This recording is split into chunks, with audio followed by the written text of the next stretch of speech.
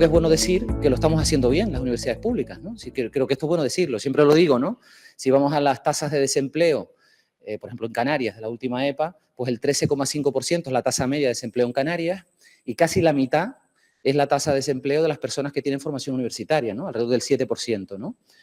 El 5% en el caso de los que tienen y de las que tienen formación de posgrado y el 0% en aquellos y aquellas que tienen formación de doctorado, ¿no? Yo creo que esto es bueno decirlo porque creo que es un indicador de que las universidades son una buena pasarela al empleo, ¿no? No solo al empleo, sino al empleo de calidad, ¿no? Si luego analizamos pues digamos, la duración de los contratos, el nivel de retribución, sobre todo si tenemos en cuenta el conjunto, ¿no? del ciclo laboral de la persona, pues es evidente que las universidades, al menos las públicas, porque somos de las que disponemos datos transparentes. Por ejemplo, en un proyecto de investigación que tenemos con el ISTAC, nos dice que alrededor del 62% de los egresados y egresadas de las universidades públicas canarias encuentran empleo al año del egreso, ¿no? Hay que tener en cuenta que muchos continúan estudiando, muchos no se puede hacer un seguimiento, ¿no? Porque se van del sistema que controla la seguridad social, etcétera, ¿no? Por tanto, lo estamos haciendo bien, pero a pesar de eso, evidentemente tenemos que hacerlo todavía mejor y tenemos sobre todo que saber cómo lo estamos haciendo, ¿no? Y por eso es bueno conocer y tener información fiable, rigurosa, para hacer un seguimiento, ¿no? Por eso creo que actividades como las de hoy pues, son absolutamente prioritarias, ¿no? Y la verdad que celebro, digamos, el nivel de la audiencia, ¿no? que tenemos aquí, ¿no? O sea, que somos personas que estamos trabajando en la gestión y en el hacer que estas, digamos, mejores prácticas orientadas a mejorar los datos de empleabilidad, pues se den, ¿no? Y también es bueno diferenciar, lo comentamos también ayer, ¿no? La empleabilidad del nivel de inserción laboral. Es decir, porque hay a veces estructuras económicas que impiden que personas que son empleables, que tienen capacidad para desarrollar una actividad, pues no encuentren empleo, porque el tejido productivo, digamos, del contexto socioeconómico en el que viven, pues no genera ese tipo de puestos de trabajo, ¿no? No quiere decir que se esté haciendo mal, quiere decir que algo tenemos que hacer para que ese tejido productivo pues se cualifique, ¿no? Bueno, todo esto son cuestiones que supongo que serán a lo largo del debate. Me voy a quedar un ratito porque me parece súper interesante el tema. Y bueno, Chari, la vicerrectora de estudiantes, la verdad que, bueno, tenemos ahora varias actividades, ¿no? Vinculadas a justamente el ámbito del análisis de la empleabilidad. También el otro día se desarrolló un foro de empleo virtual con Fidecaja Canarias, tenemos otro foro de empleo presencial. Creo que estamos en un momento importante, ¿no? En el que esto, pues, evidentemente, tiene que ser pues, puesto sobre la mesa, ¿no? Porque es un evento que es importante y que además lo va a ser cada vez más en el futuro, ¿no? Gracias también a los compañeros de la Fundación, Basilio, todo el trabajo que están haciendo, ¿no? En este ámbito. Chari, pues yo quería decir esto y le doy la palabra a Chari para presentar sobre todo al ponente y me voy a quedar un ratito aquí. Cuando me vaya no es porque no me interese, sino porque no pueda. Chari, gracias. Bueno, nada, yo solo quería darles las gracias, la bienvenida a ustedes y al ponente. Como saben, el tema de la empleabilidad depende del vicerrectorado de estudiantes, aunque nosotros podamos hacer alguna actividad, pero todo el peso, la gestión, la mayor parte de la organización depende de la Fundación General de la Universidad y, por tanto, les agradezco. Y bueno, la oportunidad de poder invitar a Joaquín Aldaz Manzano, pues se nos presentó y no lo dudamos. Él, la verdad es que muy amablemente y muy rápidamente nos dijo que sí. Y en su calidad de codirector del ranking de universidades U-Ranking, ¿no? Que depende de IBIE y Fundación BBVA. Además, él es vicerrector de la Universidad de Valencia. Y manejar los datos, es decir, la importancia de los rankings es que nos pueden dar datos, siempre son interpretables, ¿no? Ayer nos comentaba un poco esto, pero que son interesantes también para, de alguna manera, no solo estar informados, sino evaluarnos, ¿no? y ver nosotros cómo estamos y cómo podemos mejorar. Entonces, bueno, ya le dejo la palabra a él para que hable de esta cosa tan interesante como es la empleabilidad. Muchas gracias. Muchas gracias.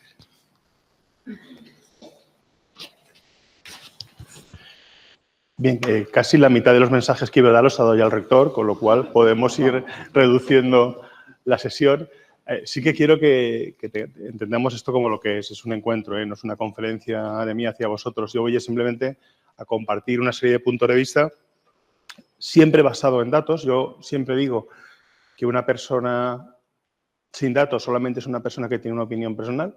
Yo creo que más en los entornos en los que nos movemos, hemos de intentar acostumbrarnos a que nuestras a priori tengan una fundamentación, porque muchas veces, y es algo que yo voy a intentar hoy ir también de alguna manera deconstruyendo, es decir, voy a intentar toda una serie de mitos que fuera de estas ventanas en la sociedad hay respecto a las universidades, que muchas veces no tienen una base cierta. Yo creo que hemos de empezar nosotros primero a conocer cuál es la realidad para luego poder cambiar también los puntos de vista que tenemos que hay fuera. Yo os digo, básicamente lo voy a estructurar como una serie de preguntas que me voy a hacer y os voy a hacer a vosotros, ¿no? Intentaré ver de qué manera los datos van encaminando esas respuestas. Es verdad, yo soy codirector de U-Ranking, es decir, estoy en una parte del ámbito de la discusión, quien genera datos los ordena de una determinada manera, con un determinado punto de vista, lo comentamos ayer, con una cierta ideología implícita en las cosas que se hacen, pero también estoy en el otro lado. Yo también soy el vicerrector que tiene que estar recibiendo ese ranking y otros muchos rankings e intentar ir deduciendo de ellos elementos que sean adecuados para que mi universidad tome cierto tipo de decisiones. Entonces, de alguna manera, estoy en ambos lados. Eso no deja de generar tensiones en algún momento, pero bueno, también somos científicos y y políticos, por decirlo de alguna manera a la vez, hemos de gestionar también este tipo de disonancias. Bien, este es un poco el esquema de la conversación que vamos a tener hoy. Lo primero que voy a hablar es de empleabilidad estrictamente hablando y preguntarnos en qué medida la empleabilidad está recogida en los rankings. Anticipo que la respuesta es que no está recogida estrictamente. Me preguntaré a continuación si, bueno, y intentaré explicar por qué. Si la inserción laboral se puede en un momento determinado considerar como una aproximación razonable a la empleabilidad siempre que sepamos cuáles son el resto de condicionantes. Mi respuesta va a ser sí, si sabemos cuáles son los condicionantes, pero tampoco vamos a encontrar una gran ayuda en los rankings al respecto, porque no es algo que los principales rankings que conocemos, que todos hemos oído, Shanghai, Times, etcétera, lo tengan incorporado. Luego veremos que a nivel nacional, ahí sí que se da un pequeño salto y hay rankings que incorporan la parte de inserción laboral, pero, insisto, hemos de saber cómo leerla y cuánta presión nos tiene que meter a las universidades en cuanto que proveedores, o sea, responsables no de la inserción estrictamente, pero sí de la empleabilidad. Y a partir de ahí, es decir, bueno, si nos ayudan poco, ¿en qué nos ayudan?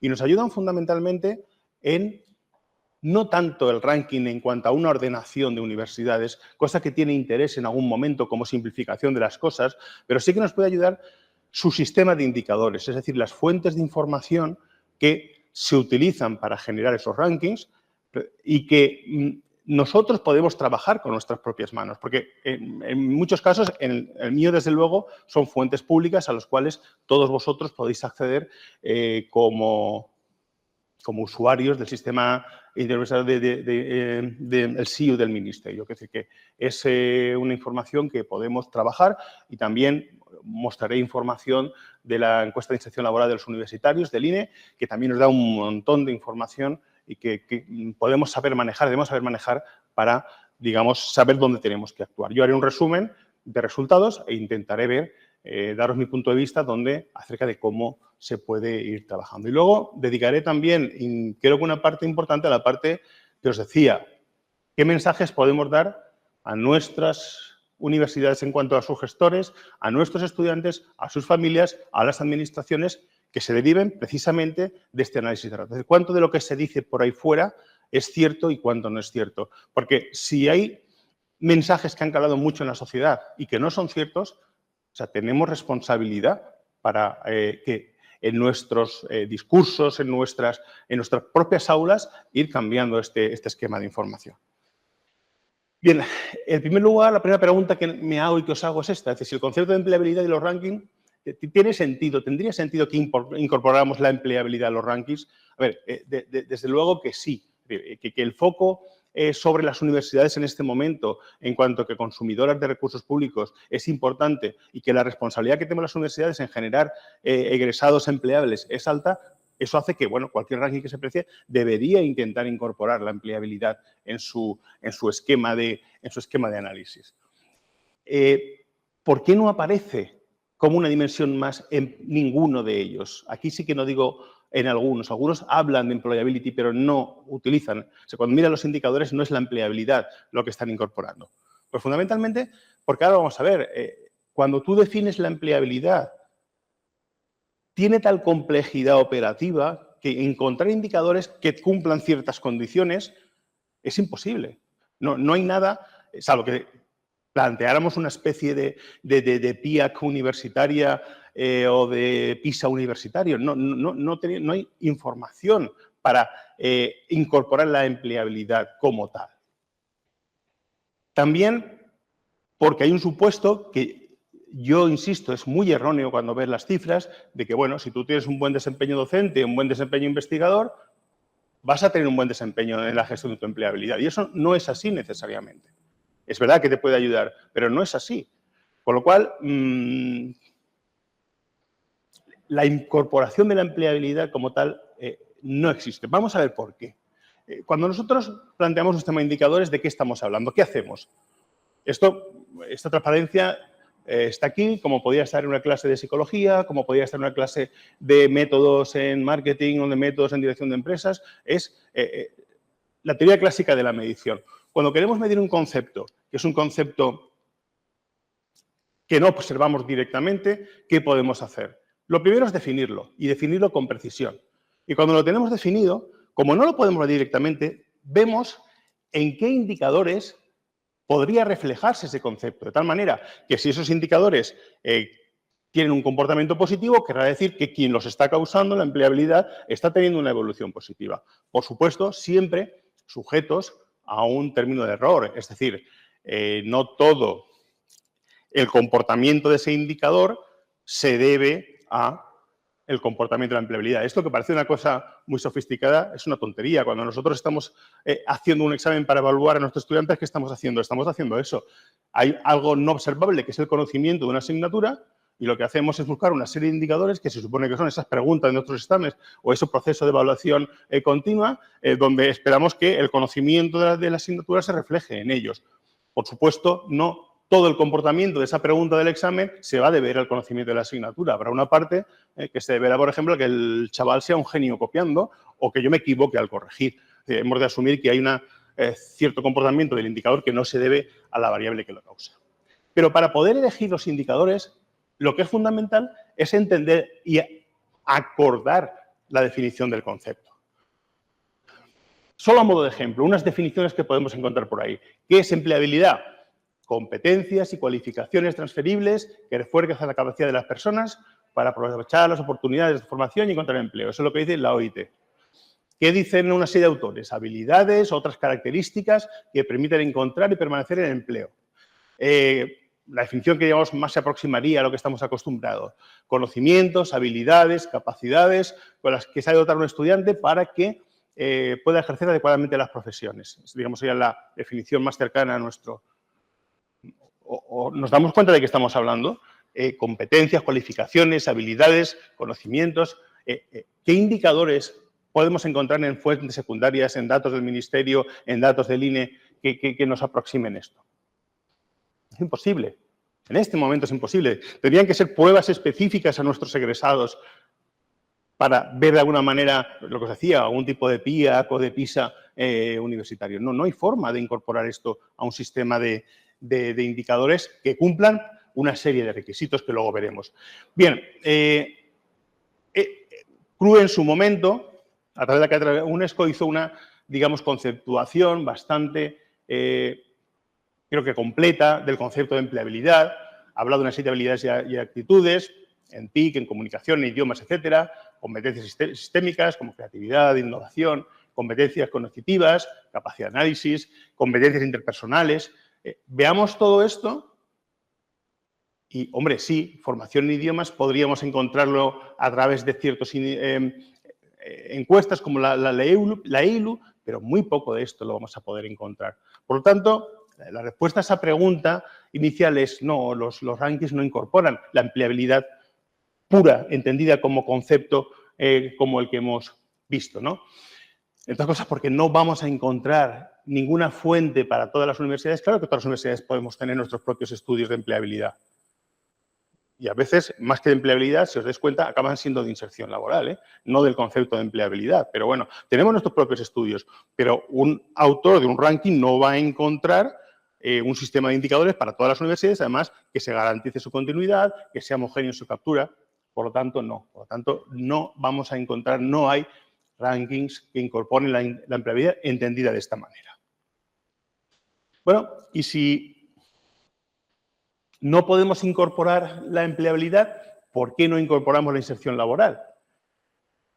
A ver, la podemos incorporar y la vamos a incorporar, pero hemos de tener claro esta primera parte que voy a contar ahora. No es lo mismo, ni nuestra responsabilidad es la misma. Es verdad que la empleabilidad, entendida como esas competencias y habilidades de las que hemos hablado, dependen de lo que hagamos como universidad. Es decir, en la medida en que tengamos una buena calidad docente, nuestro practicum sea bueno, nuestro servicio de orientación trabajen activamente, bueno, en función de que eso ocurra, desde luego la empleabilidad de nuestros egresados va a ser superior.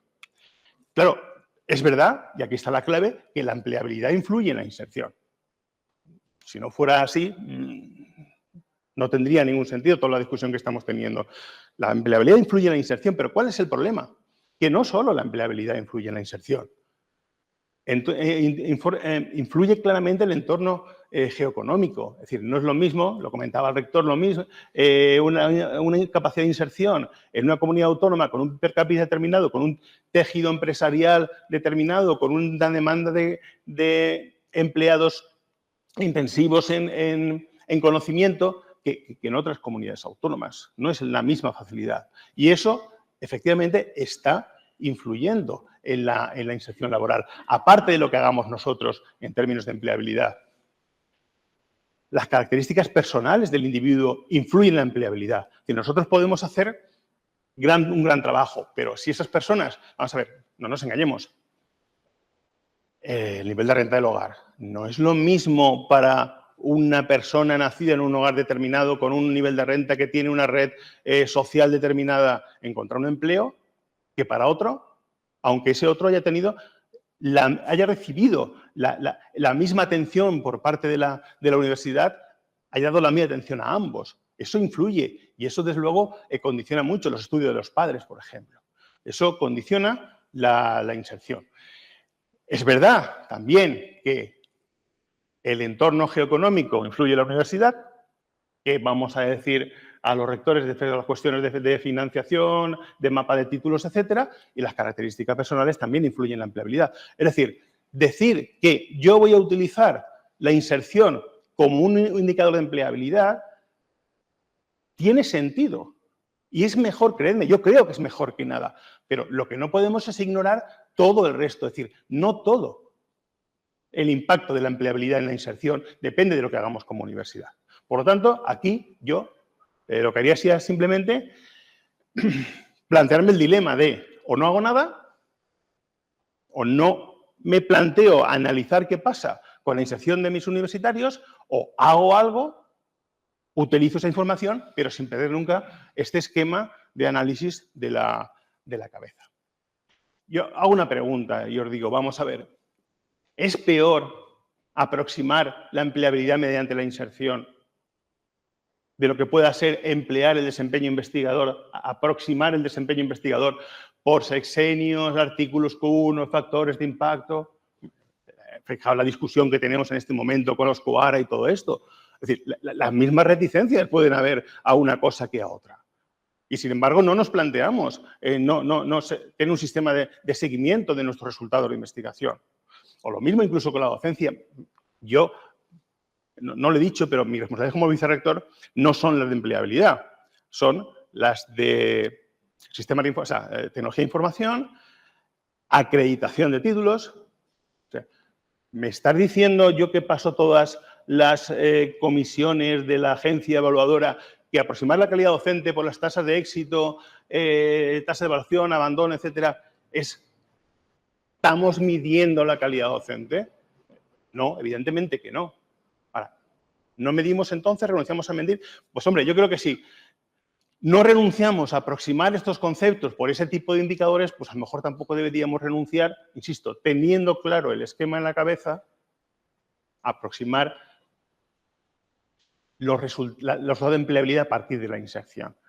Porque si tenemos claro cuáles son los mecanismos de la inserción, yo creo que podremos hacer cosas. Y es un poco lo que yo voy a intentar mostrar durante la sesión de hoy. La pregunta sigue siendo la misma. Vale, no incorporan la empleabilidad, pero ¿incorporan la inserción laboral los rankings?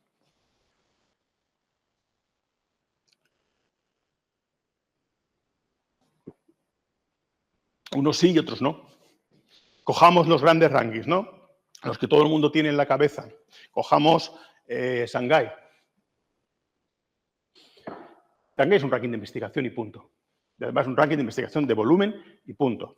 Es decir, ahí lo que tenemos son premios Nobel de nuestros egresados, de nuestro personal, porcentaje de autores altamente citados, publicaciones en Nature Science. O sea, no, aquí no hay información de empleabilidad, ni pretenden tenerla.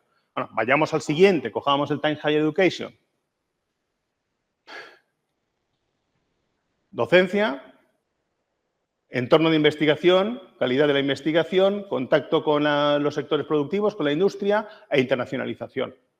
Tampoco tenemos ahí nada que tenga que ver con ni con la empleabilidad, ni siquiera con la inserción. Y eso nos debería hacer pensar el por qué. Nos vamos a QS. QS sí que en un momento, en 2021, llegó a sacar un ranking de lo que ellos llamaban de empleabilidad, pero dejaron de hacerlo. Sí que tienen, sin embargo, algunos indicadores en su sistema de indicadores. El Graduate Employment Index es básicamente una tasa de afiliación a los 15 meses de egresar y luego tienen, digamos, una reputación del empleador que ellos basan en una encuesta. A mí me gustaría que nosotros pensáramos el sentido que esto tiene. Vale, preguntar a la industria a nivel global, a nivel mundial, por cómo es tal universidad como generadora de egresados que vaya a contratar, es decir, empleables que vaya a contratar el sistema productivo. Preguntadme a mí lo bueno que es la Universidad de York. Ni idea. Pero preguntadme a mí cómo es la Universidad de La Laguna. No lo sé, ni a vosotros probablemente cómo es la Universidad de Valencia. Es decir, basar en encuestas de reputación, al final lo que acaba es premiando exclusivamente a ese núcleo de universidades globales de reputación amplia, pues que todo el mundo cree que conoce. Porque es otra cosa que veremos aquí luego. ¿Qué pasa con la realidad luego de los datos de muchas de las universidades? Por tanto, básicamente, los rankings internacionales no abordan o lo hacen de una manera pues, muy superficial. CEIDE incorpora los datos que se desprenden de seguridad social, del acuerdo que tiene el Ministerio. Lo que pasa es que no lo hacen a nivel de institución, lo hacen a nivel de ámbito. Es decir, cuando vosotros cogéis vuestro perfil de La Laguna en CEIDE y veis el conjunto de indicadores, sabéis que ellos no utilizan un índice, sino que establecen, digamos, 3 niveles. Sería el nivel 1, nivel 2, nivel 3. Si veis aquí no está la empleabilidad por ningún sitio. Sí que es verdad que luego, cuando lo hacen por ámbitos, que os decía, sí que dan la información, pero lo dan como hacen ellos con un sistema, digamos, de semáforos, no dando el indicador concreto y el valor concreto del indicador. Pero bueno, están incorporando, insisto, no para el ranqueado de universidades, pero al menos sí como sistema de indicadores, están utilizando esa información. Nosotros, en un ranking, sí, nos utilizamos básicamente 3 indicadores. Las tasas medias de afiliación, es decir, nuestros egresados, vuestros egresados, al cabo de 4 años, ¿cuántos de ellos, qué porcentaje de ellos está trabajando, está afiliado a la Seguridad Social? El ajuste, ¿cuántos de ellos están cotizando en grupos de cotización que son compatibles con estudios universitarios? Y sus bases de cotización, la aproximación a lo que serían sus niveles de ingresos. Como comentaba el rector, este año lo hemos incorporado con un peso del 10% que hemos detraído del 55% que tenía la dimensión de docencia, insisto, para agregarlo en un ranking. Pero es que esto se puede analizar en sí mismo, que es el punto que yo quería defender aquí. No nos preocupemos del ranking, cojamos la información que nos da, ¿qué podemos hacer con ella? ¿No? Es un poco lo que yo os quería trasladar hoy. Una advertencia en general, yo creo que esto es importante. Por eso digo que a veces los rankings nos dan información que conviene que tengamos en la cabeza, porque nos hacen una visión. Si yo os preguntara, las universidades tienen resultados muy dispares de empleabilidad, entendiendo la empleabilidad medida, como yo he dicho, a partir de esos indicadores de inserción. ¿Hay una gran dispersión? No la hay. Ni en las públicas ni las hay en las privadas. Es probablemente de todas las dimensiones, docencia, de investigación, desde luego. Ahí, fijaos, en qué franja tan estrecha están el 75% de las universidades. Estos gráficos son los típicos gráficos de mediana, percentil 25, percentil 75. En esos valores del índice estamos todos. Es decir, que no pensemos que el sistema universitario español, ni el público ni el privado, en un momento determinado entraré en la distinción de ambos, tiene grandes dispersiones en esos resultados de inserción laboral. Bueno, nosotros lo que hacemos con ese resultado de inserción laboral, generamos pues, dos rankings. Un ranking este sería el de volumen, si no recuerdo mal, y luego el de rendimiento, ¿no? No es que no os pongo esto para que veamos dónde estamos, ¿no? Simplemente para que diferenciemos en utilizar esa información para hacer un ranking y una ordenación y utilizar esa información para profundizar en ella. Esto sería, digamos, esos tres indicadores de los que yo os hablaba, llevados a una escala de 0 a 100 para hacerlo más fácilmente comprensibles, pues cuál sería la situación, que sería el área sombreada del promedio de las universidades españolas, y luego tenéis la línea negra os corresponde a vosotros, la línea verde es mi universidad, la línea gris es la Universidad de Las Palmas. A ver, veis, estamos todos básicamente en unos niveles que son muy similares. O sea que no esperemos grandes discrepancias o divergencias en los temas de afiliación. Bien, entonces nos van a ayudar poco, bueno, pero por lo menos nos dan un sistema de información. Entonces, ¿qué pasa? ¿Renunciamos a sacar ningún tipo de conclusión sobre empleabilidad? ¿Renunciamos a analizar esa información, a intentar sacar consecuencias de ella? Bueno, yo creo que no, y creo que es importante que nos hagamos una serie de preguntas. Lo primero, regulemos la presión sobre nuestros servicios de empleo. Eso es lo primero. Y esto es a lo que aludía el rector cuando hablaba del contexto regional, de las diferencias regionales. Aquí tenemos, esto viene de la EILU, que es la encuesta de inserción laboral que elabora el INE, que tiene una ventaja importante sobre los datos de inserción de seguridad social. Luego, si hace falta, comentamos un poco las diferencias. Tiene otros inconvenientes muy importantes. El primero es que no se da la información por universidades. Pero incorpora, como veis aquí, a los egresados que están trabajando en el extranjero, ¿vale? Con lo cual, porque, si os dais cuenta, los datos de seguridad social tienen un problema. Y es que si tú tienes en tus títulos muchos extranjeros que se vuelven a sus países, esos nunca van a estar afiliados a la Seguridad Social Española. Tiene el problema de las mutuas, tiene una serie, digamos, de problemas que, hombre, tiene una gran ventaja y es que no son muestras, son datos poblacionales. Ellos cogen todos los DNIs de todos los egresados que nosotros les enviamos, ministerio, y los casan con los DNIs de Seguridad Social, no hacen un muestreo, los casan todos. Eso es una ventaja importante, pero tiene estos problemas de los que estamos hablando. No pueden casar con trabajadores que están trabajando y lo están haciendo en el extranjero, los que puedan cotizar a mutuas.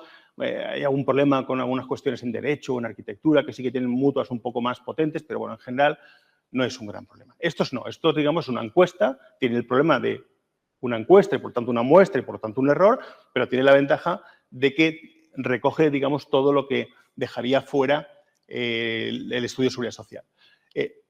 Aquí simplemente, fijaos que los indicadores son muy parecidos, lo que sería la tasa de empleo, el número de ocupados que tienen un sueldo mayor o igual a 1.500 euros, el ajuste vertical y el ajuste horizontal. Es decir, grupo de cotización, por decirlo de una forma, que se correspondería con un universitario y luego el ajuste horizontal sería un trabajo cuyas demandas se corresponden con el título que has hecho, con los contenidos del título. Y aquí tenemos en qué comunidades, bueno, las comunidades, y en qué comunidades autónomas, he marcado en rojo, los niveles son más bajos. Ojo, cuando digo más bajos dentro de determinadas cifras. Por ejemplo, la tasa de empleo, la más baja está en Andalucía, pero es un 76,4%. Es decir, no estamos, el promedio nacional es un 86. Es decir, que no estamos hablando de bajo, deprimentemente bajos. Hablamos de bajos dentro de lo que luego vamos a ver, que es el desempeño de los universitarios. ¿Dónde están los niveles más bajos de la tasa de empleo? En Andalucía. ¿Y del ajuste vertical? En Andalucía. ¿Y de los sueldos inferiores a 1.500? En Extremadura. ¿Puedo hacer una pregunta? Sí, sí, eso es un diálogo, sí. Vale, porque tengo una duda. Por ejemplo, cuando esos son, entiendo, todos los índices en la comunidad autónoma con independencia de dónde sean los egresados. ¿Entiendes? En la encuesta te preguntan en qué universidad has cursado estudios. Vale, entonces, eso, por ejemplo, En la encuesta. Luego comentamos seguridad social. Claro, pero porque esa tabla, cuando pone que en Andalucía en 76,4% de la tasa de empleo, significa que la tasa de empleo en la región de Andalucía es de egresados en Andalucía. Claro, pero... Sí, pero no, la pregunta es, ¿de los que han estudiado en Andalucía o de los que se quedan en Andalucía? O de los que están en Andalucía, porque, por ejemplo, si luego tienes datos de los que están en el extranjero, los que hayan graduado, tendrán que estar en fuera. Te lo digo porque, por ejemplo, no sé, especialista, pero no veo mucho sentido que pongan gente que tenga un sueldo igual a 1.500 euros. Es proporcional al sueldo medio de la región. Sí, es una pregunta de encuesta. Entonces, ahora no recuerdo si preguntan el sueldo. Yo no, creo que establecen intervalos, ¿vale? Entonces, bueno, este cuadro lo podríamos haber hecho así también, porque tienes los microdatos de la encuesta. Pero sí, bueno, podrías hacerlo en relación al nivel medio o mediano de la comunidad autónoma. Pero no estarías nada más que diluyendo el problema. Es decir, si tú quieres mostrar que al final estaría diciendo, no, es que el sueldo de los universitarios en tu comunidad autónoma está muy por encima del promedio de sueldos en la comunidad autónoma. Ya, pero aquí lo que queremos hablar es del impacto que tiene precisamente la comunidad autónoma en la que estás. Por eso te digo que tal y como estás, entiendo que en la realidad puede haber egresados que sean de comunidades, de universidades andaluzas, pero también puede haber de Castilla-La Mancha, de Extremadura que se hayan movido, ¿no?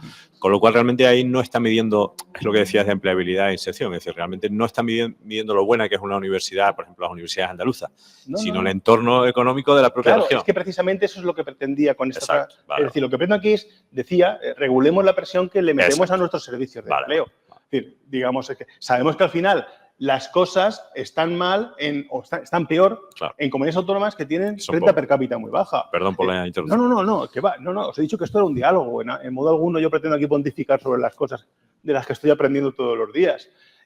Pero ahora vamos a ver en qué lugar, los verdes dónde están.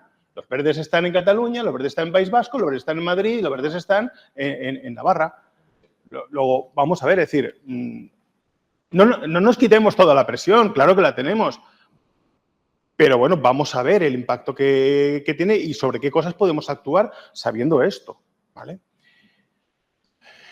Vamos a ver otro análisis que hacemos también con la EILU y es decir, bueno, vamos a intentar explicar por separado cada una de esas variables, ¿no? La probabilidad de estar ocupado, la tasa de afiliación, equivalente no. La probabilidad 1,0, estás ocupado o no estás ocupado, cuyo promedio sería la tasa de afiliación. Los niveles salariales, mantuvimos el punto de corte inferior o superior a 1.500 y los dos ajustes, el vertical y el horizontal. Y vamos a ver qué variables de todas estas, por supuesto de entorno, pero también variables que están en la encuesta y que son importantes para nosotros, como la forma de búsqueda de empleo, esta formación universitaria, no solamente la titularidad de la universidad o sobre todo la titulación cursada, sino también qué has hecho durante tu formación, si has hecho prácticas en extranjero, si has estado en otras universidades, si has hecho prácticas extracurriculares. ¿Qué impacto tienen todo este conjunto de variables? Ahora veremos a qué me refiero con capacidad del estudiante. Ahora lo veremos enseguida. ¿Qué impacto tienen todas estas variables sobre esta aproximación a la empleabilidad. Decidme dos que creéis que son las más importantes de todas esas. Las prácticas y la titulación.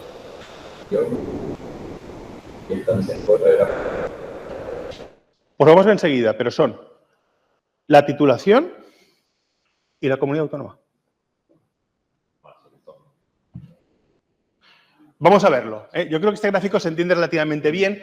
A ver, sin entrar en contenidos técnicos, esto era un Probit, por lo tanto, lo que aquí nos está dando son, digamos, los efectos marginales, ¿no? Es decir, en qué medida un incremento de unas unidades genera un incremento de probabilidad. Bueno, esa es un poco la idea.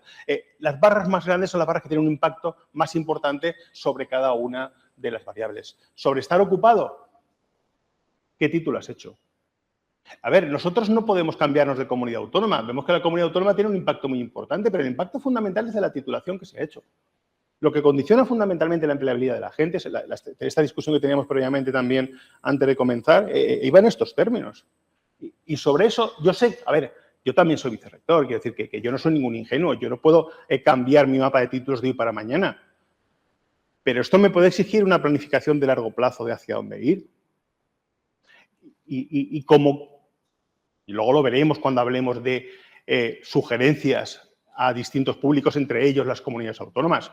Hombre, las comunidades autónomas a lo mejor deberían tener cierta presión sobre los mapas de títulos para determinados títulos no ofertarlos en todas las universidades de su comunidad autónoma. Ya sé que aquí hay dos, pero bueno, y que tenéis la cuestión de la insularidad, es decir, la movilidad aquí no es lo mismo que la movilidad en la Comunidad Valenciana. Todo tiene matices, pero bueno, es que el impacto fundamental, luego lo vamos a ver esto más desagregado, está con la titulación que la gente está haciendo. Luego tengamos cuidado. Cuando os decía qué es factores personales, capacidades, me refería si, bueno, han tenido algún premio o beca de excelencia, premios de fin de grado, premios de fin de máster, o si hablan más de un idioma. Bueno, eso no impacta mucho sobre os paso la presentación, la tenéis y, por supuesto, la podéis circular, claro que sí. El tema de los idiomas decía, pues, a ver, no tiene mucho gran impacto sobre encontrar o no encontrar trabajo, pero si os dais cuenta, sí que va impactando cada vez más sobre, digamos, la cualidad de esa inserción. Yo llamaría la atención sobre estas dos variables de aquí, que son métodos de búsqueda de empleo. Preparo unas oposiciones o monto mi propio negocio. Sobre la probabilidad de empleo son muy importantes. Es decir, al final, la gente que decide opositar, pero la gente que decide emprender, fijaos que es la variable de método de búsqueda de empleo, entre comillas, que más impacto tienen. Claro, el tema es que tienen una renuncia salarial durante un tiempo hasta que la cosa funciona o no funciona. Pero a partir de ahí, claro, por supuesto que trabajan en lo suyo. Este es el tipo de informaciones que los sistemas de información de los rankings o lo que manejamos en los informes complementarios que hacemos cuando hagamos un ranking, nos pueden ayudar por lo menos a centrar la visión sobre cuál es la realidad de la inserción laboral. Yo creo que es una cuestión que voy a profundizar en algunos aspectos, pero yo creo que esta visión de conjunto, a lo mejor mucha gente la teníamos y otra gente no la teníamos.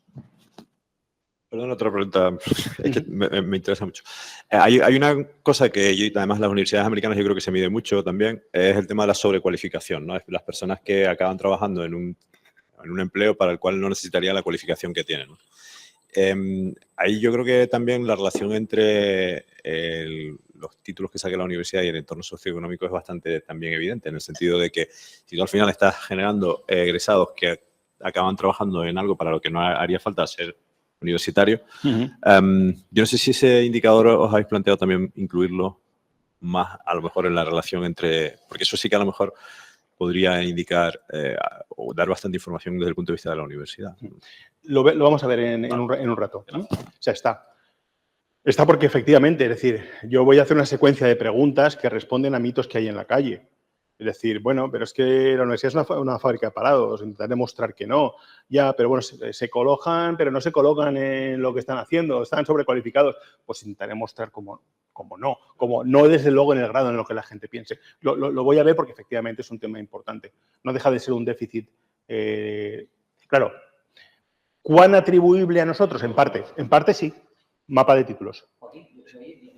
Interesante esto porque es como muy filosófico, ¿no? pero muy práctico a la vez, en el sentido de que se utilizan dos términos, ¿no? La sobrecualificación y el subempleo. Ajá. Y creo que es más apropiado hablar de subempleo porque yo creo que nadie está sobrecualificado, ¿no? Porque la cuestión es que luego la cualificación que tiene no la puede usar el equipo al que accede. Sí. Digo, porque eso se utiliza los dos, ¿no? Pero como filosofía me parece como... Porque al final el problema es si tienes un ingeniero, lo pones aquí o lo pones en Navarra seguramente. Claro. Aquí a lo mejor es más difícil encontrar un camarero que dice, bueno, y la cualificación de un camarero, pues, sí, pero es que aquí necesito camareros, no necesito tantos ingenieros.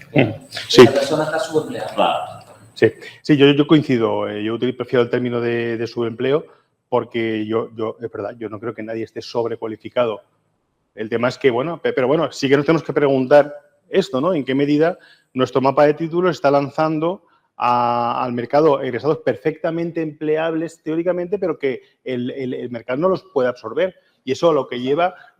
No puede desarrollar su formación. No lo he visto, pero sí que me gustaría cuando os pase la presentación que le echéis un vistazo, voy a volver atrás, que le echéis un vistazo a la fila del extranjero. Y comparad esos indicadores. Si lo queréis, lo comparáis con la media nacional, pero compararlo con los verdes. Es decir, esa tasa de empleo es del 91% de los que están en el extranjero. En la mejor comunidad autónoma es un 91,6%. Sueldos, ¿qué os voy a decir de los sueldos? Es decir, el 81% en la mejor comunidad autónoma es un 62%. Es decir, cuidado con las cuestiones de la movilidad. Ya sé que nadie queremos formar egresados para exportar capital humano. Pero eso es un indicador clarísimo de empleabilidad, ¿eh? Es decir, sí que estamos formando a personas que no tienen ningún problema de insertarse en el extranjero. Luego, vamos a ver si somos capaces de cambiar como país, ¿no? Pero...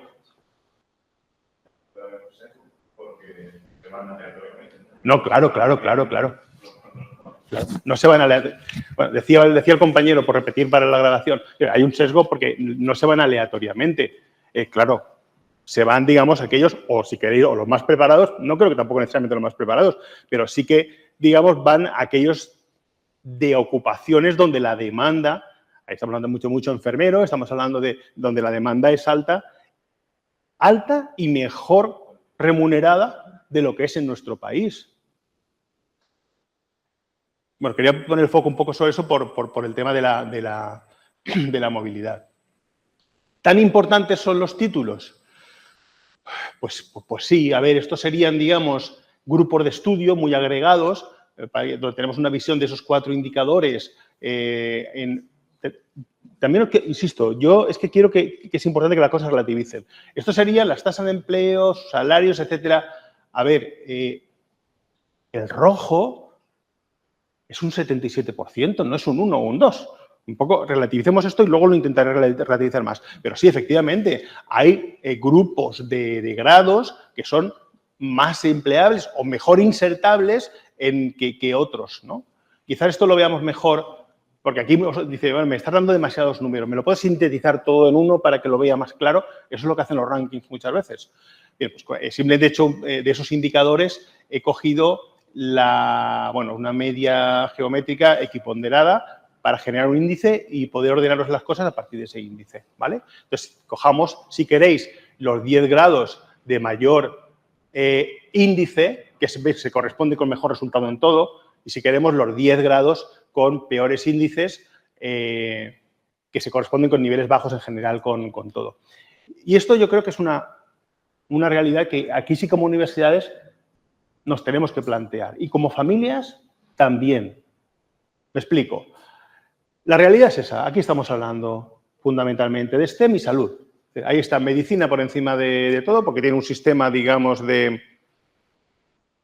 Claro, todos los médicos están trabajando a los 4 años. Es decir, sí, estarán todavía, no estarán como MIR, no habrán, pero bueno, están trabajando, ¿no? Y ahí tenemos las ingenierías fundamentalmente. ¿Y qué tenemos aquí abajo? Aquí abajo lo que tenemos son humanidades. Y ahora, yo no voy a hacer demagogia, no voy a decir, no, hay que inhibir completamente la vocación de la gente. No, eso es absurdo. Pero lo que hay que hacer, y eso sí que tenemos responsabilidad nosotros, es informar a nuestros estudiantes de cuáles, o nosotros, o por lo menos las comunidades autónomas, de cuál es la empleabilidad de cada título. Si yo quiero ser arqueólogo, porque toda la vida he querido ser arqueólogo, que sea arqueólogo, pero que sepa cuál es la situación que voy a tener cuando egrese. Aquí no estamos hablando de inhibir a nadie, pero sí de informar. Es decir, yo es lo que llamo la vocación informada. Hay que respetar la vocación, pero hay que respetar la vocación sabiendo, siendo consciente de con qué te puedes encontrar posteriormente. Por lo tanto, el título influye, es lo que más influye y, por lo tanto, esto no es modificable en el corto ni en el medio plazo, pero bueno, yo creo que las universidades, de alguna manera, tenemos que tener planes de medio y largo plazo para reestructurar, de alguna forma, nuestra oferta de títulos. Esto no es nada sencillo. ¿Quién dice que estos 10 títulos dentro de 10 años siguen estando ahí? Conocer el mercado, pero bueno, a eso nos dedicamos también los universitarios, a la prospectiva. Mensajes para familias, estudiantes, empresas, administraciones. ¿Cuánto de lo que tienen estos grupos de interés en la cabeza, cuánto es cierto y cuánto no es cierto, ¿no? Porque si lo que no sea cierto hemos de ser capaces de transmitirles esa información para que lo tengan claro. ¿Qué hay de la universidad como fábrica de parados? Esto que tenéis aquí es la evolución 10 años, no he cogido el último año, no. Es la serie de los 10 últimos años de las cohortes egresadas de la universidad. Estas dos líneas continuas se corresponden con egresados, perdón, esto es empleo universitario. De todas las edades, la evolución de la población ocupada y con estudios universitarios de todas las edades y de los jóvenes. Es decir, bueno, la población con estudios universitarios, o sea, reconfiguro. Todos los estudios, las dos líneas continuas son todos los estudios, es decir, primaria, secundaria, todos los estudios menos universidades, y las dos líneas discontinuas son las que han tenido estudios universitarios. Unos son de todas las edades, pero alguien puede decir, bueno, si tú me coges los universitarios de todas las edades, claro, lógicamente, con el paso del tiempo van teniendo mejor situación, pero las líneas verdes son solamente la franja de edad de 22 a 29 años, es decir, los que han egresado hace poquito. Bueno, aquí lo que vemos es que la población ocupada total, los niveles de crecimiento entre los universitarios han sido muy superiores a la población en general, tanto a la población de cualquier edad como a la población joven. Luego, bueno, yo no sé si es podemos discutir si los niveles finales son adecuados o no, pero que en 10 años hayamos tenido un crecimiento del 60% cuando los otros niveles de empleo no han crecido más de un 20%, yo creo que algo dice a favor. Entonces, yo no sé, no serán los niveles ideales, pero luego una fábrica de parados, las universidades no lo son. Y entonces empezamos en el proceso de contraataque. Es decir, pero ¿están subempleados? ¿Se colocan? Sí, vale, pero ¿en qué se colocan? ¿Están subempleados? Bueno, a ver, hay subempleo, hay subempleo. La línea negra es el subempleo, pero luego no está en los niveles de los que la gente tiene en la cabeza. Fijaos que estamos hablando en torno a un 22%. Luego de donde suele venir esta confusión con las cifras que se publican. Es alto, pero de luego es decreciente. Estamos hablando, insisto, de los últimos 10 años. Es decreciente y no estamos hablando de esas cifras de 1 de cada 3, 1 de cada 33, 40% sube, el 40% de las cifras que suelen manejar. Y la confusión viene de que los datos de la OCDE hablan de estudios superiores.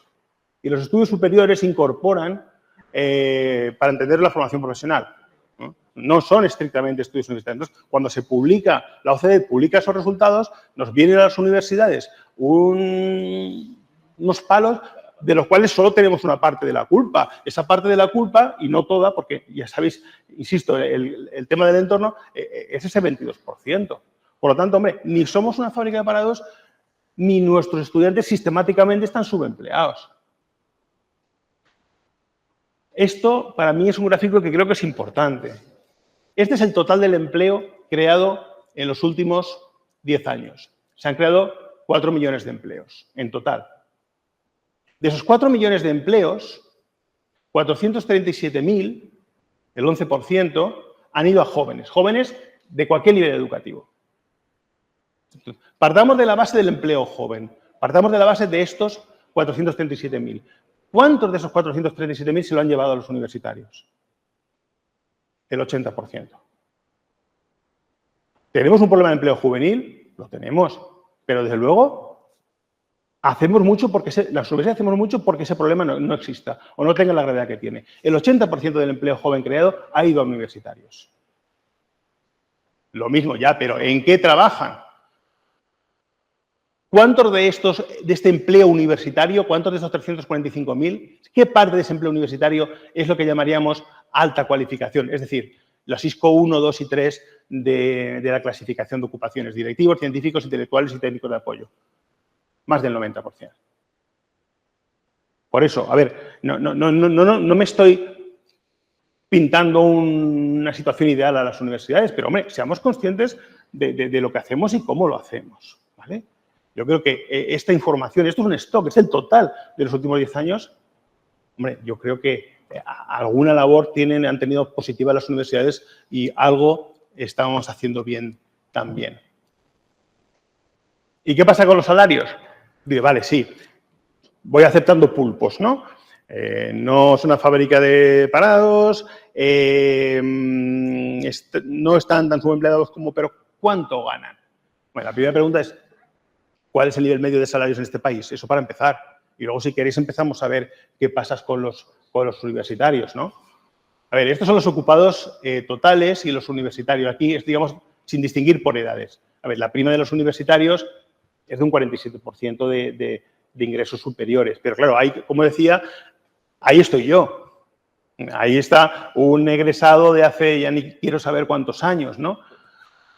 Pero centrémonos, si queremos, en la franja de 22 a 29. No ocurre lo mismo, al mismo nivel, pero la prima es de un 31%. Es decir, hombre, el nivel salarial medio español será el que sea, pero dentro del que sea, la de los universitarios es un 31% superior. Sí. No sé,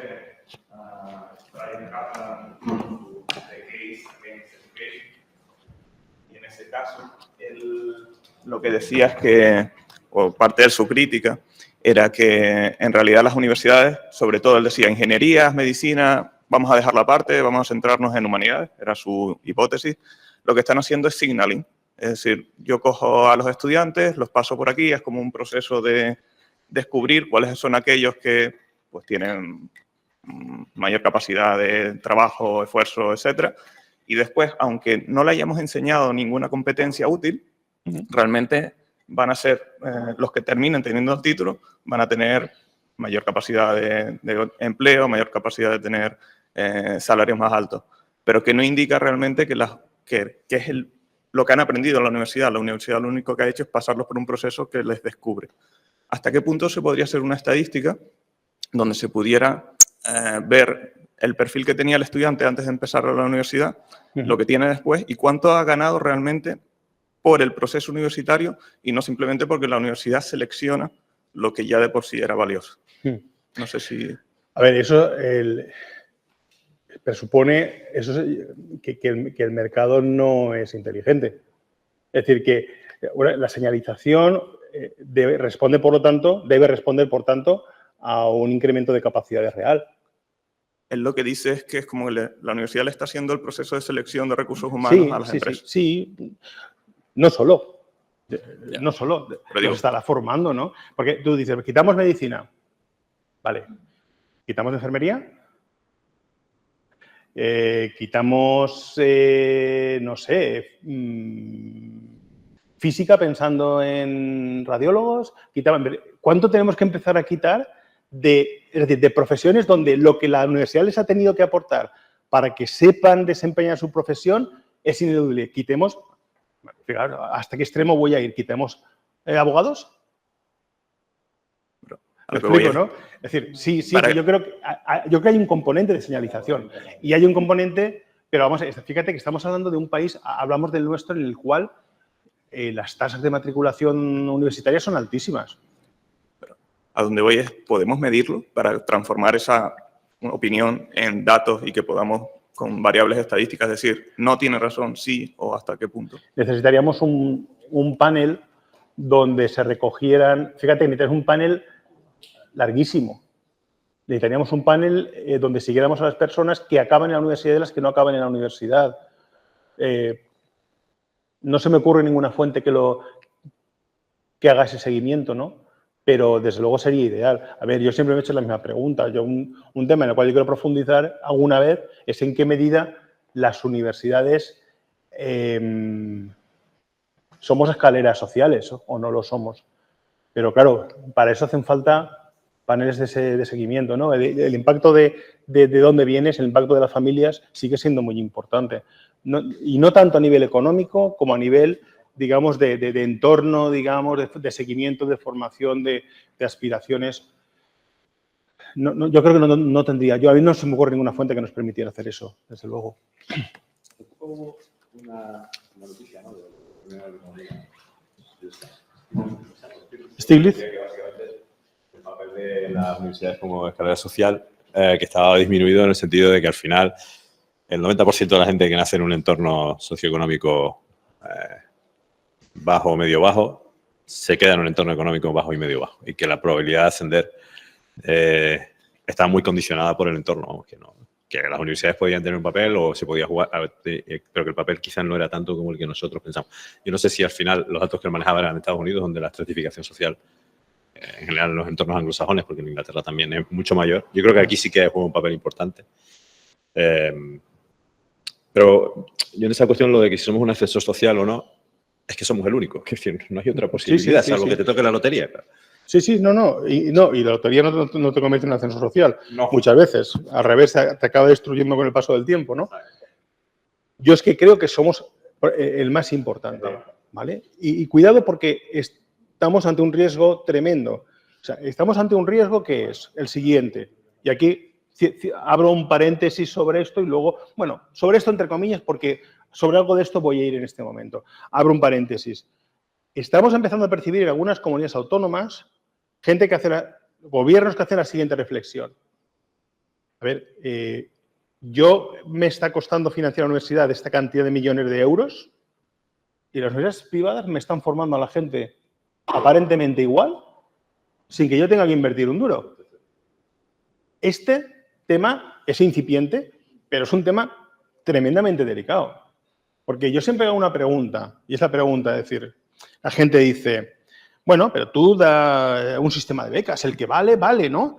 A mí no me preocupa el que vale, vale, por supuesto. A mí me pregunta, voy a caricaturizar y que nadie entienda eso como algo molesto, ¿no?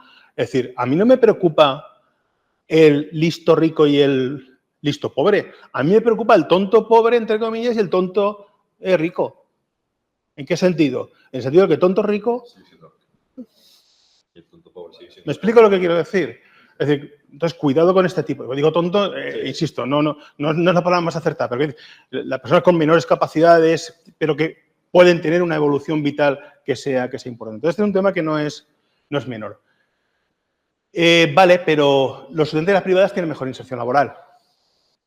Hombre, yo os he puesto un gráfico hace un momento donde parece que sí.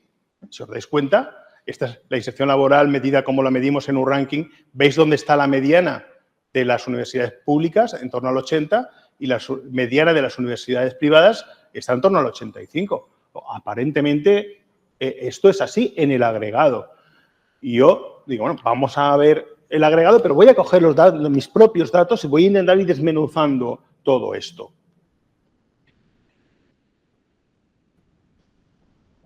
Cohortes, evolución de las cohortes, tasa de afiliación, públicas y privadas. En este momento la convergencia es absoluta.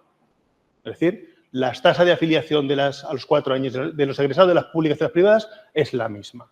Y lo mismo con los temas de trabajadores a tiempo completo. ¿Dónde hay diferencias? Porque de algún sitio tiene que salir esa diferencia en las medianas, de algún sitio tiene que salir.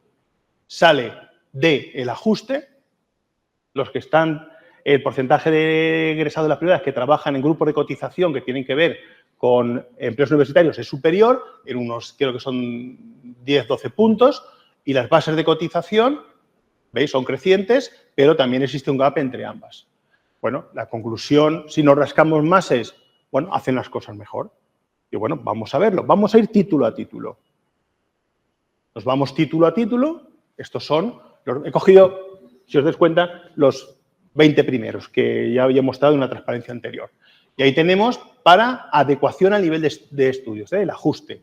Ahí tenemos cuál es el valor en las públicas y cuál es el valor en las privadas, y para hacerlo sencillo calculo la ratio entre una y otra. Si la ratio es 1, quiere decir que es igual. Que la tasa de adecuación a nivel de estudios es la misma en las públicas y en las privadas. Lo vemos título a título y vemos que son esencialmente iguales. Y en las bases de cotización, esencialmente iguales. Luego, ¿no se están haciendo las cosas mejor en las privadas cuando tú esto lo analizas título a título? Entonces, a ver, ¿dónde está el truco? ¿Dónde está o sea, si título a título funcionamos igual, ¿dónde está la diferencia? Pues en algo que tenemos que pensar, que es la composición de nuestro mapa de títulos. Veámoslo. Esto es Artes y Humanidades, he cogido un extremo y el otro extremo, ¿vale? He cogido Artes y Humanidades y Salud. La diagonal, aquí están el peso que tiene en las universidades públicas una serie de titulaciones y en las universidades privadas, en la rama de Humanidades. Por ejemplo, Historia supone un 1,4% de los alumnos de las públicas y aproximadamente el 0,00 en las universidades privadas. Por lo tanto, todo lo que esté por encima de la diagonal son titulaciones en las cuales el peso que tienen del alumnado de las universidades públicas es superior al de las privadas. ¿Qué pasa en Humanidades? Todas están, o casi todas, están por arriba. Es decir, en la cartera de títulos de las universidades privadas no están estas titulaciones. Está la de Humanidades, pero también porque muchas públicas las Humanidades las tenemos desagregadas en componentes, pero poco más. Y ahora, id a Salud. Casi todas las titulaciones están por debajo. Es decir, el peso que tiene fisioterapia, odontología, veterinaria en las universidades privadas es mucho más alto del que tienen en las públicas. Es decir, como no entienden que tienen que prestar ningún tipo de servicio público, están descartando determinados títulos que son poco empleables y que exigirían un esfuerzo para ir a aquellos que son fácilmente empleables y que tienen una importante demanda de mercado. Por lo tanto, esta es una de las explicaciones que hay a esos resultados finales. Podría haber cogido ciencias. ¿Qué esperáis en ciencia? Porque las ciencias supone que son relativamente empleables, o incluso algunas ingenierías son muy empleables. ¿Y qué pasa? Pues resulta que tampoco están en ellas. Aunque son muy empleables, no están en ciencias. ¿Por qué? Porque las ciencias son muy caras. Tienes que montar laboratorios, necesitas formar personal, son caras. La rentabilidad por estudiante es baja. Entonces, bueno, de momento ya hay un matiz a ese resultado final. Y el otro matiz, claramente, en mi opinión, está aquí. Aquí lo que tenemos son las 4 comunidades autónomas con mayor PIB per cápita y las 4 comunidades autónomas con menor PIB per cápita en España, ¿vale? Y aquí tenemos el porcentaje de los estudiantes de las privadas que están en esas 4 comunidades autónomas de PIB per cápita más alto y en las 4 comunidades autónomas de PIB per cápita más bajo. Casi el 66%, 2/3 de sus alumnos están en esas 4 comunidades autónomas. Dices, hombre, las públicas también. No, las públicas no. Las públicas tenemos ahí el 40% de nuestro alumnado, que se corresponde casi exactamente con el peso de la población de 18 años. Es decir, nosotros funcionamos estrictamente por criterios poblacionales. Pero si queréis, vamos a las de menos. Aquí estáis vosotros. Es decir, a ver, hay un 4,8% de las privadas aquí. Hay casi un 30% de las públicas. Es decir, en esas comunidades autónomas de menos renta per cápita, las públicas tenemos el 30% de nuestro alumnado. Claro, cuando tú esto lo traduces en bases de cotización, no puede ser lo mismo. Aún me parece poca la diferencia. ¿Vale? Por lo tanto, insisto, son mensajes que nosotros hemos de, primero, conocer para luego poder trasladar. Yo creo que es importante que esto lo tengamos nosotros claro. ¿Os estoy pintando un panorama ideal? No, hay mucho trabajo pendiente. Aquí vemos nuestra tasa de empleo de egresados universitarios recién egresados, cuál es la tasa de empleo en España y cuál es el promedio de la Unión Europea. Nos queda mucho trabajo por hacer, pero no las universidades únicamente. porque esta realidad, porque ahí está en los Países Bajos, está Alemania, ve también ciertos países que se han incorporado recientemente el nivel de crecimiento que han tenido en este tema. No estamos demasiado mal en cuanto a lo que supone de prima salarial.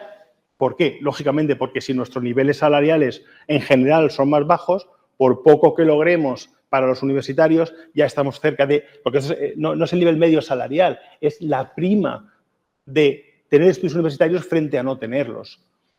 Y lo mismo, en ocupaciones altamente cualificadas, estamos todavía... O sea, nos queda mucho trabajo por hacer. Como universidades, como administraciones públicas, como gobiernos, como todo. Pero bueno,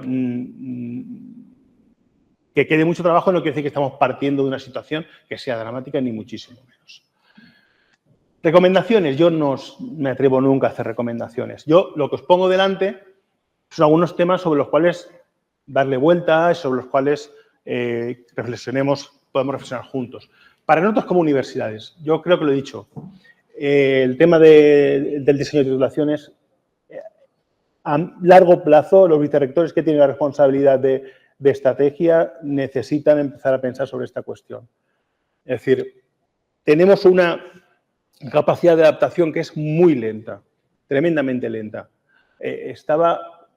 Tuve una reunión, creo que fue el jueves pasado, con el director general de universidades de mi comunidad autónoma y me decía, en un momento determinado, me dice, es que en este, no sé, me dijo, 1 año, 2 años, he tenido que autorizar 59 títulos y he extinguido 1.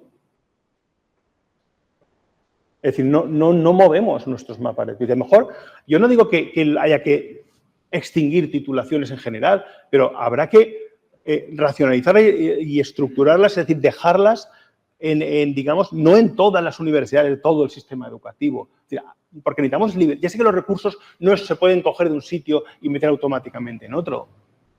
Genuino no soy, pero no se puede hacer de una manera inmediata. Sí que se puede hacer en el medio plazo. Tú estás generando, digamos, hay vacantes que tú no repones o hay jubilaciones que no repones en unas áreas para concentrar esas vacantes en otras. Algo tienes que ir haciendo. ¿Que eso es políticamente incorrecto decirlo? Sí, pero yo creo que sí que es una responsabilidad que tenemos.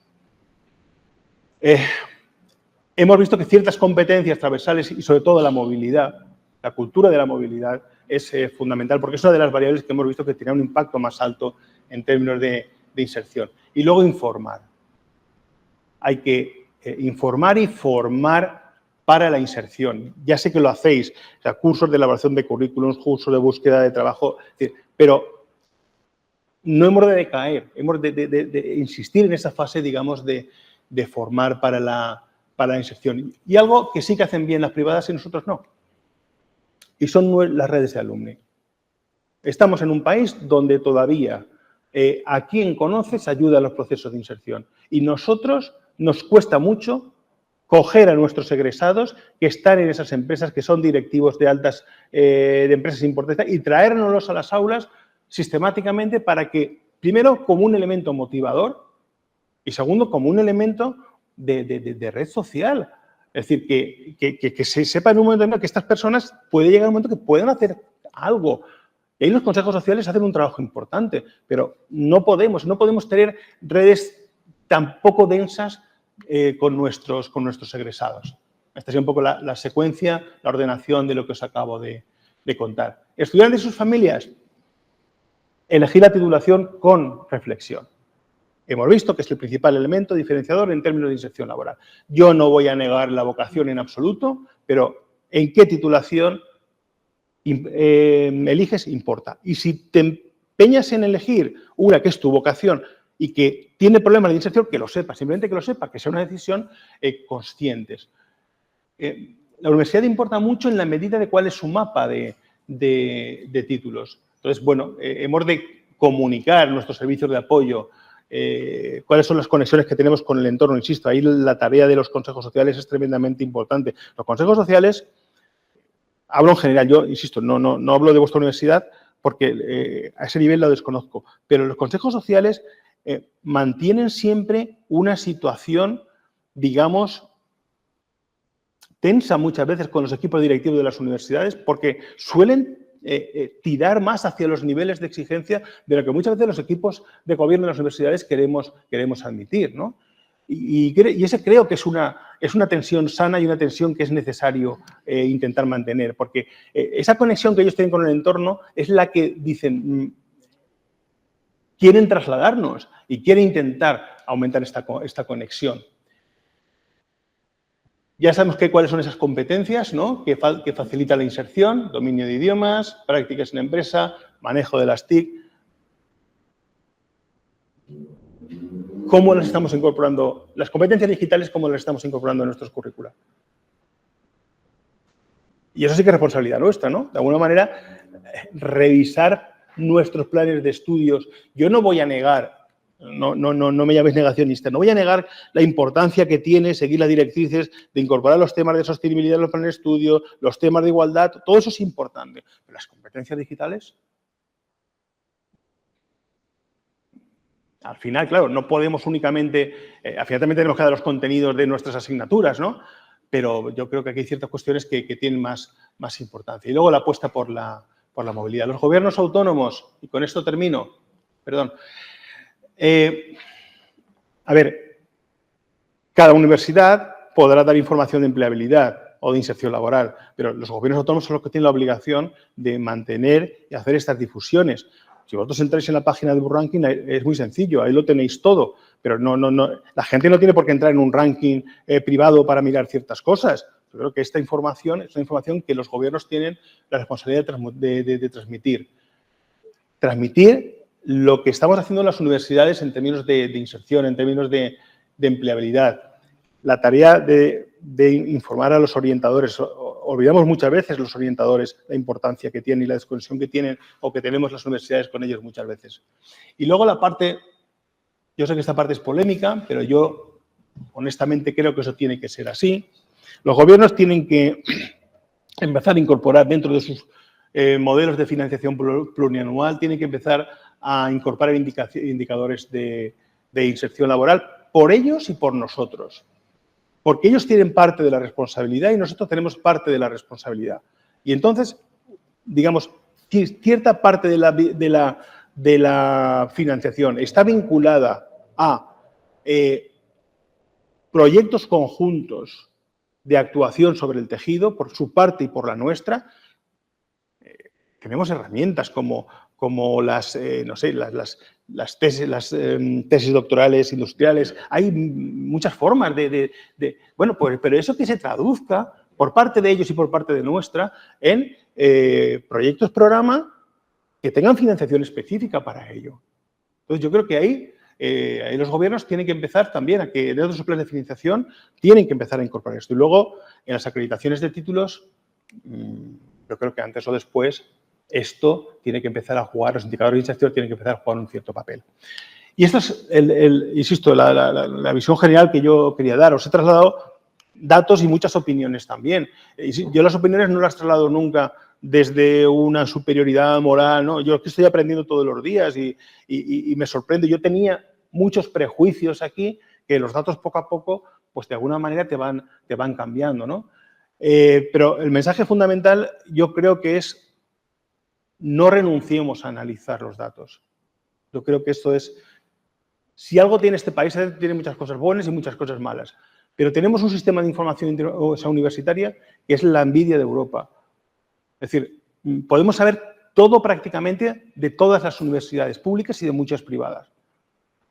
No renunciemos a ello, buscamos benchmark, busquemos elementos de comparación, comparemos nuestros resultados con el de ciertas universidades que creemos que lo están haciendo mejor, para ver qué podemos hacer, para ver, renunciar a los datos, renunciar al análisis de datos, yo creo que es un gran error. Y bueno, yo creo que he hablado demasiado, incluso me habré extendido más de lo que toca, y esto era una conversación, pues tengamos la conversación, sí. Gracias. Yo quería hacer una puntualización de una cosa que usted comentó, lo que pasa que estaba terminando de hacer esa... Muchas gracias. Terminando un poco todo lo que era pues esa reflexión final con respecto a lo de Alumni, ¿vale? Alumni me parece a mí una herramienta bastante interesante que está poco aprovechada. Está poco aprovechada.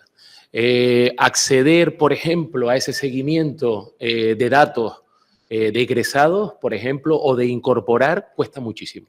Nos topamos con la Iglesia. Nos topamos con la Iglesia. ¿En qué sentido? Los datos, para nosotros poder hacer... Yo, por ejemplo, soy vicepresidente de Alumni aquí en la Universidad de La Laguna.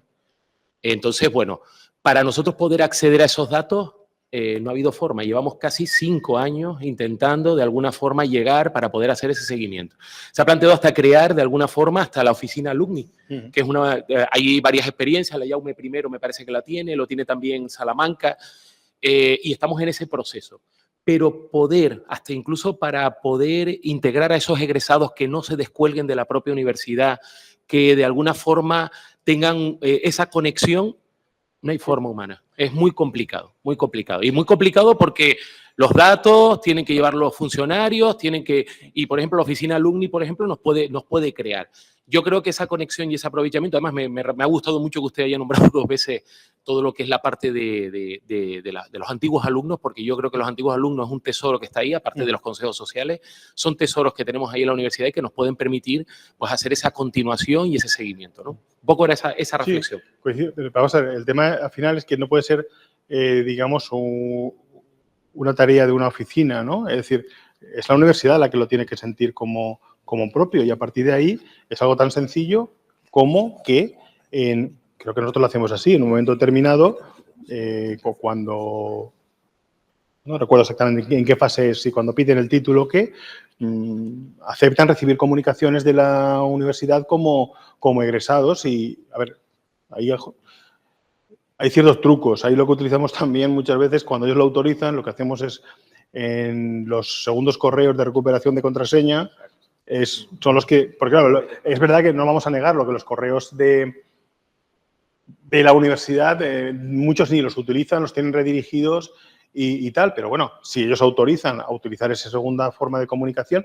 Y otra cosa que hacemos también y que en los centros, las celebraciones de 25 años, de hoy en día con redes sociales, no es tan complicado, no llegarás infinitamente a todo, pero bueno, y entonces vas aprovechando. Yo os invito, por ejemplo, a que veáis la web de la Facultad de Economía de mi universidad, la Universidad de Valencia. Digo la Facultad de Economía porque es mi facultad, otras lo hacen. Cuando entráis ahí, tenéis bajo toda una serie de testimonios de egresados nuestros, ¿no? Porque es que a veces no somos ni conscientes de qué egresados tenemos. Juan Roche, el presidente de Mercadona, es egresado de la Facultad de Economía. No sé, podría ir nombrando personas que pensamos que habían estudiado en sitios. No, han estudiado en nuestras propias facultades. Bueno, pues otra forma de ir gestionando esas bases de datos es esta, ¿no? Es decir, es ir generando aconteciendo de alguna manera que atraigan a estas personas. Pero ese debate no puede ser... La universidad me autoriza, no me autoriza, es que somos nosotros como universidad los que tenemos que llevar a cabo esa tarea. Yo creo que es importante. Dentro de todo este sistema, además incluso de rescatar a aquella gente que son referentes dentro de la propia sociedad, utilizamos lo que creamos la figura del embajador alumno. Entonces, incluso con el propio Cabildo, durante un tiempo se tenía una página web y se estuvo fomentando, sobre todo porque además... Miren, perdone un momento. Me gustaría, simplemente, pues ya nos hemos pasado de tiempo, tenemos que salir. Lo que sí me gustaría darle, aunque sea, si alguien online, los que están online quieren hacer alguna pregunta, que han estado cerrados, una pregunta aunque sea, porque sí que es verdad que ya nos vamos de fuera de tiempo. Los que estamos aquí podemos seguir discutiendo ahora afuera, que tenemos un coffee break donde podemos seguir hablando y discutiendo sin problema, pero sí es verdad que las personas online no van a poder estar ahí fuera. Entonces, si hay alguna pregunta que quieran hacer rápida, por favor, lo podemos atender. Vale. Venga, Inmaculada, si abres el micro. Sí, hola, buenos días a todos. En principio, bueno, en primer lugar, muchísimas gracias. Esta exposición nos ha dado muchísima luz en muchos aspectos para la reflexión y para la acción también. Y dicho esto, a mí me gustaría focalizar en el tema que habéis hablado de la influencia del entorno, ¿no? Y plantear un reto, quizá, para un próximo estudio, y es la variable de tanto las titulaciones online como los trabajos online, ¿vale? Que digamos que deslocalizan geográficamente o introducen un factor deslocalizador, ¿no? en este tema. Entonces, bueno, pues sería interesante ver cómo influye en la empleabilidad también el hecho de tener estos recursos que globalizan más la posibilidad de inserción en el mercado laboral. Sí, el tema de las universidades a distancia, sobre todo con la explosión que han tenido, es un tema que efectivamente dificulta muchas veces los análisis de los datos, no teóricamente, porque esas universidades tienen sede en España y, por lo tanto, tienen obligación de comunicar al Ministerio los DNIs o pasaportes o NIEs de los egresados y, por lo tanto, el casarlo luego con seguridad social se puede hacer, pero claro, la cantidad de egresados que estarán residiendo fuera hace que estos indicadores que estamos utilizando probablemente no los recoja bien, ¿no? En absoluto. De hecho, lo que hemos hecho en un momento determinado estamos dando la información de las tasas de afiliación. Cuando hablamos de máster, damos la tasa de afiliación de los egresados españoles. Porque claro, la movilidad del máster es tan grande que te encontrabas con el resultado un poco absurdo de que las tasas de afiliación de los egresados de máster eran más bajas que las tasas de afiliación de los egresados de grado, equivalentes, ¿no? Y dice, pero ¿esto cómo puede ser? Pues porque, claro, si resulta que una gran parte de los matriculados egresa, pero vuelve a sus países porque hay mucho estudiante extranjero, cuando tú calculas esa ratio tienes un denominador muy grande, pero un numerador muy pequeñito porque ahí no están los extranjeros. Entonces, sí, efectivamente, es algo que hay que... de hecho, estamos intentando corregir, pero porque tiene un elemento externalizador importante. Efectivamente, es que es además una tendencia y que entra muy fuerte, creo, en mi opinión. Y una segunda observación, si me permitís, cuando estabais hablando de las universidades privadas y ese análisis que habéis hecho tan acertado, ¿no? de cómo descartan los títulos y tal, me ha faltado un factor también, y es la diferenciación entre titulaciones oficiales y propias, porque las universidades privadas tienen un mayor volumen de titulaciones propias y eso hace que sean más versátiles a la hora de adaptarse al mercado y por lo tanto, a las demandas y las exigencias del mercado a nivel de inserción laboral. Y quizá por ahí también están ganando un poquito más la partida a las universidades públicas.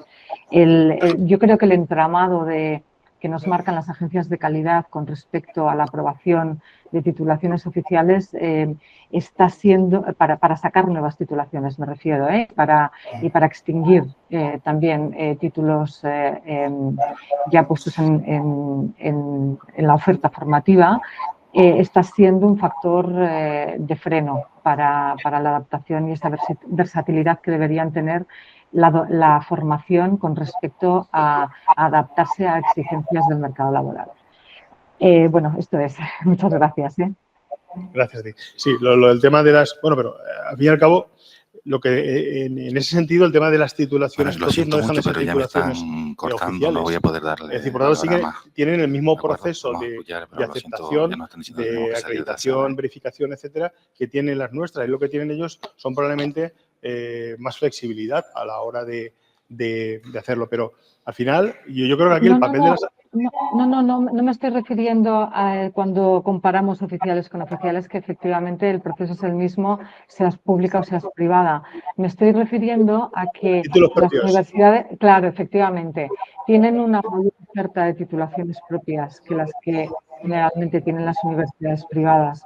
Quizá por origen, quizá por lo que sea, ¿no? Y eso hace que puedan ser más versátiles y más adaptativas al mercado a niveles de exigencia, creo yo, de creación de competencias y de formación para los estudiantes, ¿no? Sí, pero ahí tenemos nosotros, ahí también jugamos con las mismas reglas de juego. Es decir, nosotros tenemos, teóricamente tenemos la misma capacidad de generar títulos propios. ¿Dónde veo yo? La importancia de la formación a lo largo de la vida es importantísimo, pero sí que es verdad y tienes toda la razón, pero yo es que incluso lo veo más, incluso en los títulos oficiales. ¿Dónde diríais vosotros que ha crecido más la matrícula de máster?